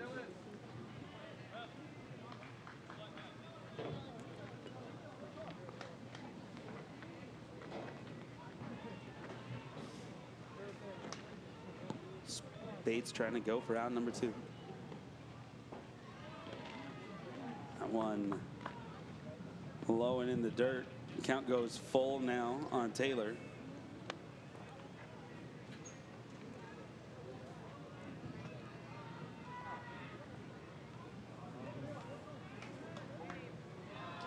Spates gets the sign from Anderson. One outside, ball number 4. So Taylor gets the walk. And now the Drillers will be looking for a double play ball to get themselves out of the inning. As Tibbs steps to the plate. Everything up the middle right here. See it hit it. Tibbs already with a big performance this afternoon. Everybody part of that 11-run third inning. Stay on it. One swung on and missed, strike 1.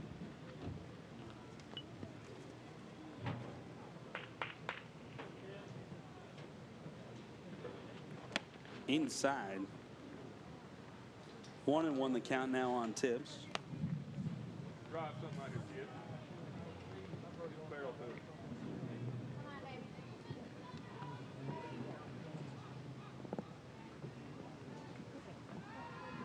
Spades offers that one in the dirt once again. 2-1 the count.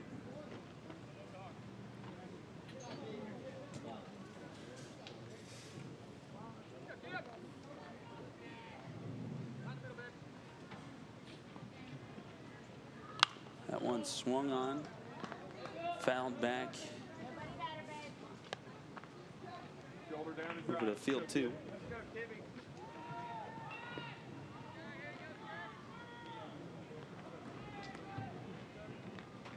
Big Diesel on the mound for the Drillers. That pitch popped up to right field. It'll be the center fielder, Avery Byram, coming on to take charge, and 2 away here. Yeah, nice job by Byram. It looked like Ward didn't really get a good read on that one. He took a step to his glove side and then started coming in. It was up high enough. He probably still would have got to it, but Byram took charge like a good center fielder should. So here comes Nathan Smith, trying to do some more damage here in the bottom of the 5th. Dylan Taylor on first. First pitch is in there for strike number 1. Smith 1 for 2 with a double, RBI and a run. That one fouled back. 0-2 now on Smith.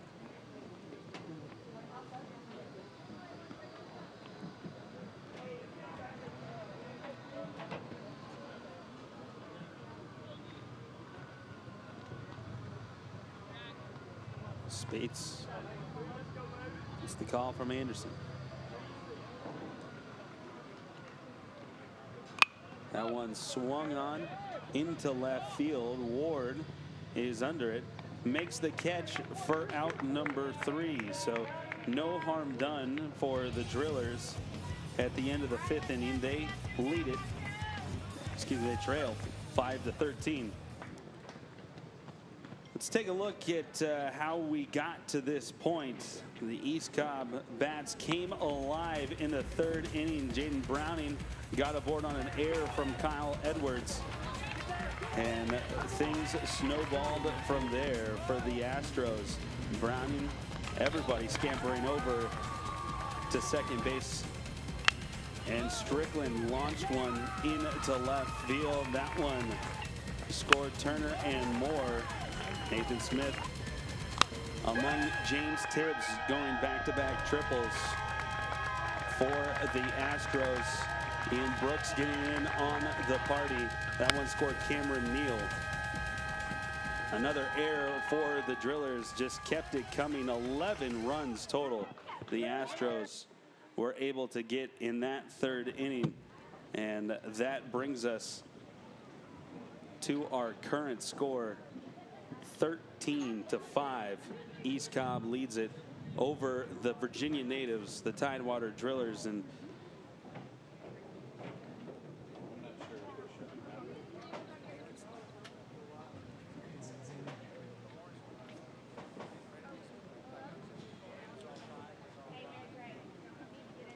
looks there may be some weather in the area. So the umpires, in lieu of safety, have gotten both teams off the field. Yeah, this park's actually equipped with lightning detectors, so those detectors must have gone off. They'll give a warning sound when it's ready to play again.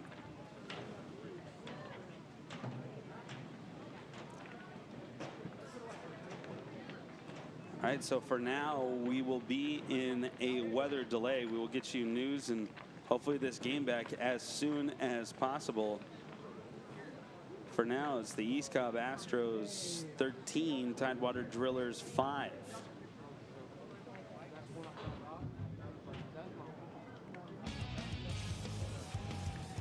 And welcome back, ladies and gentlemen, to East Cobb, Georgia. After a little bit of a weather delay, we return where East Cobb has the lead 13-5 over the Tidewater Drillers out of Virginia.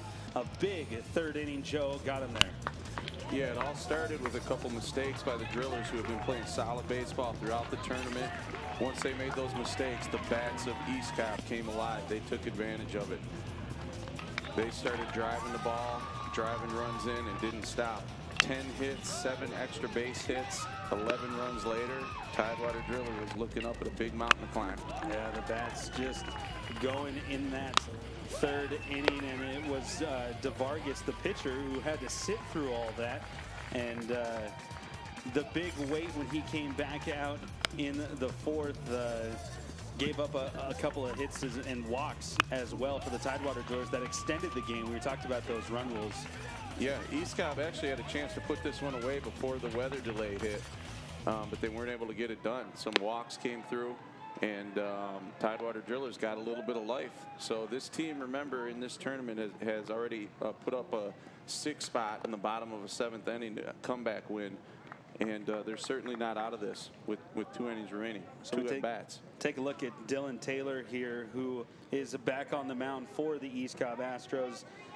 Taylor was pitching before the weather hit, and still gets the nod from Matt Hightower as he will face Johnny Wall. Johnny Wall, who also pitched a little bit in this game. The Tidewater once again down to their final 3 outs as the pitch just misses for ball 1, and we are back playing in East Cobb. Yeah, just to recap that, we're still in a potential mercy rule situation, 8 runs after 6, which means the Tidewater Drillers need to put a run up to keep this game alive here. So the second one in there for a strike, 1-1 the count, and that one is low and outside for ball 2 from Dylan Taylor. Plays a little shortstop, plays a little pitcher. That one swung on and fouled back by Johnny Wall. It's really what he wants to do right here, settle back in and start throwing strikes. That's what the only thing really that has gotten East Cobb into trouble outside of the first inning. 2 pitch swung on and grounded to Tibbs at first. He will pick it up, step on the bag, and out number 1. So now Tidewater down to their final 2 outs as Cameron Belter steps to the plate. You know, late in the game, that first out is always so important. It just gets everybody relaxed on defense, gets the pitcher relaxed. It's important. The pitch swung on and fouled out of play back towards the parking lot. 0-1. Always tough coming out of a long delay. Yeah, the guys have been staying loose. I mean, the delay really came down to lightning. There was some rain that came through. You can probably tell a difference in the field, but it wasn't a lot of rain. Definitely wasn't a rain delay. It was the lightning delay. Safety certainly important here. That one fouled back.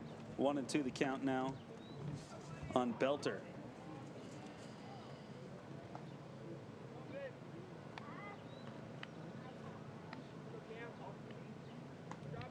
Taylor steps off the rubber for a second, gets the sign there from his catcher Brooks. That one a line towards center field, but right at Armstrong, able to make the play, and just like that, there are 2 outs, and Tidewater down to its final out. And that brings up Avery Byram.